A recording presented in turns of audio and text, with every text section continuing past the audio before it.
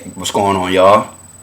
So I'm going to be sharing another video with you guys today, and in it I'm going to be talking about the overarching message of the Bible and what that has become for me, while also providing a little bit of encouragement, intuition, and inspiration for some of you.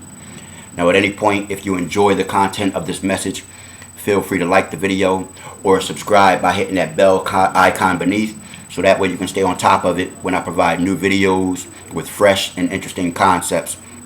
But jumping into it, in times past, I considered the Bible to be about many different things, ranging from God's love for all humankind, mankind's inability to do the right thing when faced with severe opposition, the searching and seeking out of a Savior to rescue us so we could experience this eternal existence with Him upon our spirit's departure from this physical plane, and so many other things that you can add to that compiled list.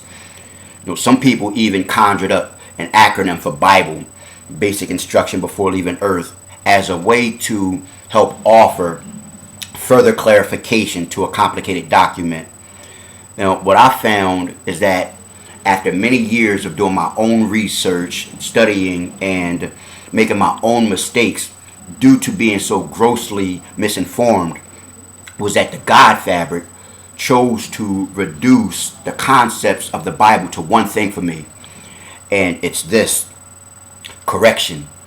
Correction in the mind and in the heart, and learning how to bring the two into a complete and total harmony with one another through acts of discipline, by living out and practicing spiritual or righteous principles. Now, I'm only going to be talking about the heart today because that's the first thing that the God fabric deals with. Israel's greatest king once offered this prayer around the heart. He said, create in me a clean heart, O God. He said, create in me a clean heart, O God, and renew a right spirit within me. Now, David had this vast awareness that separated him from most his contemporaries, and that understanding was this: he understood that before a person could have a deeper and more intimate connection with the God fabric, that person had to have a deeper and more intimate connection with themselves first, through heart and through mind. But I'm not going to talk too much about that because I'm only focusing on the heart today. Centuries later, his descendant, Yeshua HaMashiach, spoke on the malfunction of humans due to the improper guardianship of the heart. In Luke chapter 11, he said, and I'm paraphrasing here, when a strong man guards his house, all of his possessions are safe. Now, the reason why many of us don't see God clearly is because we don't understand the rudiments of God in all of its non-binary fullness, which results in a suffocation of those parts of God which seek to live out in the human heart, to live in the human heart, I should say, which thereby would produce love, righteousness, peace, and joy throughout all the nations of the human family.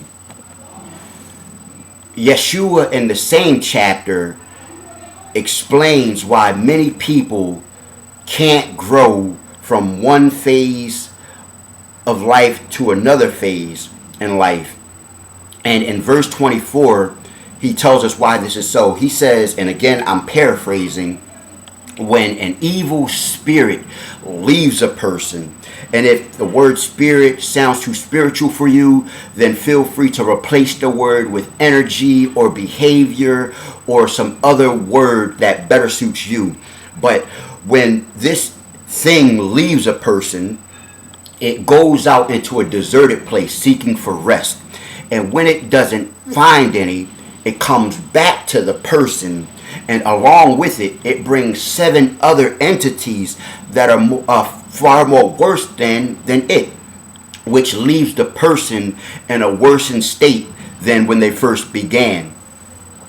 Here's the remedy to keeping your heart clean and pure and an acceptable dwelling place for the God fabric. It's very simple, and it's spelled out in the very next verse. It says that a woman shouted out from the crowd, "Blessed be your mother, and the womb that produced you, and the breast that nursed you." And his response was, "More blessed is the person who hears from God and then goes out, then goes out and produce that thing which they heard being spoken from their inner God."